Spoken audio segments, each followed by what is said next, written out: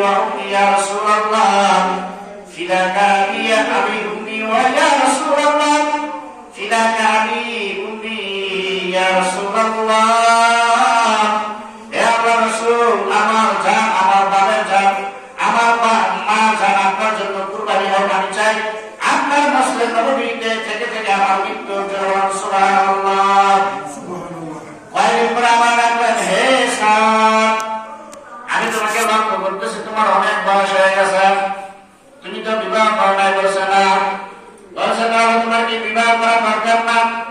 দেখবেন ভালোবাসার সাথে বিবাহ কি শুরুতে করা এক নাম্বার যার চরিত্র ভালো তার বিবাহ করা সুন্নাত যার চরিত্র ভালো তার বিবাহ করা সুন্নাত আর যার চরিত্র একটু খারাপ তার বিবাহ করা ওয়াজিব আর যার চরিত্র আরো বেশি খারাপ তার জন্য বিবাহ করা ফরজ তিন শুরুতে বিবাহ করা বা শুরুতে তিন শুরুতে অনেক মানুষের চরিত্র অনেক খারাপ তার জন্য বিবাহ করা ফরজ কিছু মানুষের চরিত্র হালকা খারাপ তার জন্য ওয়াজিব কিছু মানুষের অনেক সুন্দর চরিত্র বা খারাপ না তার জন্য বিবাহ করা সুন্নাত সাদ রাদিয়াল্লাহু তাআলা চরিত্র ভালো ছিল তখন রাসূল বলেছে সাদ তোমার চরিত্র তো ভালো দেখছি কিন্তু বিবাহ করা তোমার জন্য সুন্নাত বিবাহ করা তোমার জন্য কি সুন্নাত তুমি কি বিবাহ করবে না এই সাহাবী ছিল কালো গরীব তার ঠোঁট ছিল বড় বড় দেখতে কুশ্রী দেখতে কি ছিল কুশ্রী সাহাবীরা কাউকে ভালোবাসতো না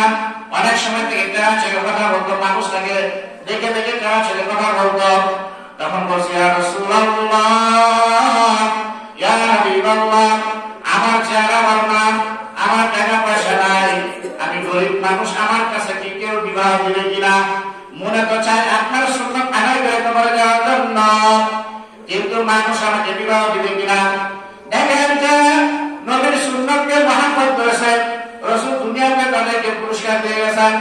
আল্লাহ রাসূল একটা পত্র লিখলেন পত্র চিঠি লিখলেন আগের জামানায় চিঠি ছিল মোবাইলের জামানা ছিল না আমাদের জামানায় তো আমরা চিঠির জামানা হয়েছে না মোবাইল ব্যাগ ডিভাইস আবিষ্কার হয়েছে চিঠির মাধ্যমে বিদেশি চিঠি পাঠাইলাম আত্মীয় স্বজনের কাছে চিঠি পাঠাইলাম এখন আমরা মোবাইলের জামানা রাসূল আরবি লেখা পত্র লিখে ওই সাহেবকে বলল স্যার তুমি এই পত্রটা একজন সাহাবী আইয়ুব আনসারী রাদিয়াল্লাহু তাআলা আনহু আমার একজন সাহাবী আমাদের কাছে বিখ্যাত আব্দুল্লাহ ইবনে আইয়ুব আনসারী রাদিয়াল্লাহু তাআলা আনহু একজন সন্তান ছিল হুরে মদিনা মানুষ তাকে হুরে মদিনা বলতো এমন সুন্দর এমন কি সুন্দর বলছে এই সাহাবীকে চিঠিটা দিলাম তোমার আর কিছু বলতে হবে না ভালো ভালো বলবার সুন্নতের মহব্বতে আল্লাহ রাসূল কেমন করেছেন তিনি চিঠিটা পাইয়া আব্দুল্লাহ ইবনে আইয়ুব আনসারীর দরবারে গেলেন আবু রাসূল তোমার মেয়ের বিয়ে প্রস্তাবের জন্য এই সাহাবীকে পাঠাইলাম আর এই সাহাবীর সাথে তোমার মেয়েকে বিবাহের ব্যবস্থা করার জন্য বলেন সুবহানাল্লাহ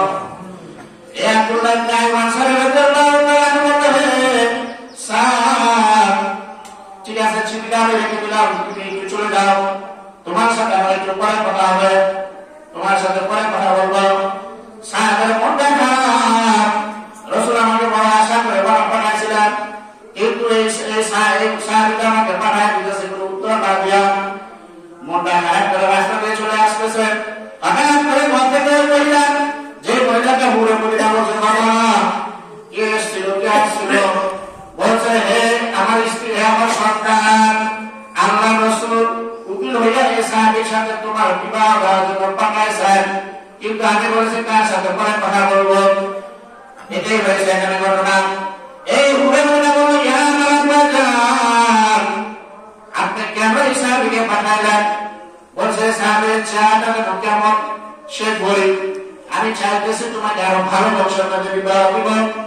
একটু ভালো বংশ সব পিতা মাতায় চাই ভালো বংশ ভালো উত্তর দেওয়ার জন্য এই মেয়ে বলছে বাবা আপনি কি খেয়াল করেছেন এই বিবাহের বন্ধনকে রাহমাতাল লিল আলামিন এই বিবাহের বন্ধনকে রাহমাতাল লিল আলামিন যিনি সারা তামাম পৃথিবীর জন্য আল্লাহ তাকে শান্তির ভাগ বানাইছেন প্রথম কিন্তু আপনাকে সালাম দিয়ে বলছে আমি রাসূল গত হিসাবে আমি তোমার কাছে পাঠাইছি আপনি খেয়াল করছেন কিনা বলছে হ্যাঁ আমি খেয়াল করেছি কিন্তু চাইতেছি তোমার তাকওয়া কতটুকু তুমি পরহেজগার কতটুকু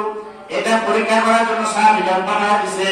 দেখতেছি তুমি পরহেজগার, তুমি আমার যতটুকু পরহেজগার দরকার ততটুকু পরহেজগার, আমি ফলাফল পেয়ে গেছি, আমার বুঝতে বাকি নাই। এই মেয়ে বলতেছে আল্লাহ, এই সাহাবী যদি আল্লাহ রাসূলের কাছে গিয়ে বলেন যে আপনার রাজি হক নাই, আমি ঘুরে মদিনা ধ্বংস, আপনার ধ্বংস, আমাদের কোনো অস্তিত্ব থাকবে না, রাসূল বেলা হয়ে গেল, আমাদের তাম পৃথিবীর সমস্ত কিছু শেষ। আপনি তাড়াতাড়ি গিয়ে এই সাহাবীকে গিয়ে বলেন আমি রাজি, আমি এই সাহাবীর সাথে বিবাহ করবো। যদি আপনি এই ব্যবস্থা না করেন আমি কোনোদিন বিবাহ করবো না। সুবহানাল্লাহ। ঘুরে মদিনা, তাকে না বলেছে ঘুরে মদিনা, আমাদের শ্রেষ্ঠ কোন একজন নারী, সুন্দরী, বংশগত বা অনেক বড়। আর যদি আজকে আমাদের জমানায় এরকম কুশির প্রস্তাব দিত, যত বড় মন্ত্রী হইতে বলতো কিনা ভালো না, গাড়ি ঘোড়া মানুষ আমার ভালো লাগে না, কন্তর কন্তর কথা বলতেন। আর রাসূলের কথা শোনার সাথে সাথে তার সুচরিত্র চলে গেল, তার বরত্ব চলে গেল। সে বলতেছে যে আমি এই সাহাবীর সাথে আমি বিবাহ করবো, বংশ